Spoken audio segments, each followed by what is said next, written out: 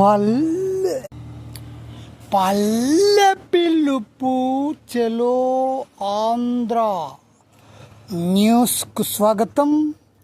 ఈరోజు ప్రధానాంశాలు.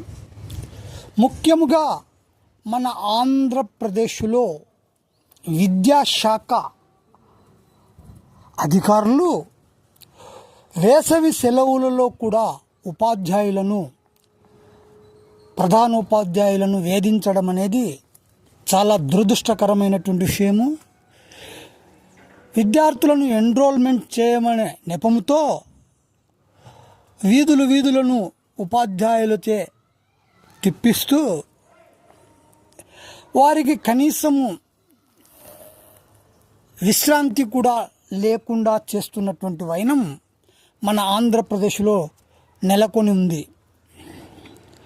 ఒక పక్క ప్రభుత్వము ఉపాధ్యాయులకు ఇతరత్ర పనులు చెప్పమని చెబుతూనే వేసవి సెలవుల్లో విశ్రాంతి తీసుకోవలసినటువంటి ఉపాధ్యాయులను వీధుల చుట్టూ తిప్పి ఎన్రోల్మెంటు చేయించమని చెప్పడము ఎంతవరకు సమంజసమని మేధావి వర్గాలు భావిస్తున్నాయి. మామూలుగా పాఠశాలలు తెరిచిన తర్వాత ఒక వారం రోజులు ఎన్రోల్మెంట్ డ్రైవ్ అనేది జరుపుతారు. కానీ ఈ యొక్క అధికారుల యొక్క పనితీరులో చాలా వ్యత్యాసాలు ఉన్నాయి. వీరు ఉపాధ్యాయులను వేధింపులకు గురి చేస్తూ వేసవి సెలవుల్లో కూడా పాఠశాలల విధులు తిరిగి పిల్లలను ఎన్రోల్మెంట్ చేయించమని చెబుతూ ఉన్నారు.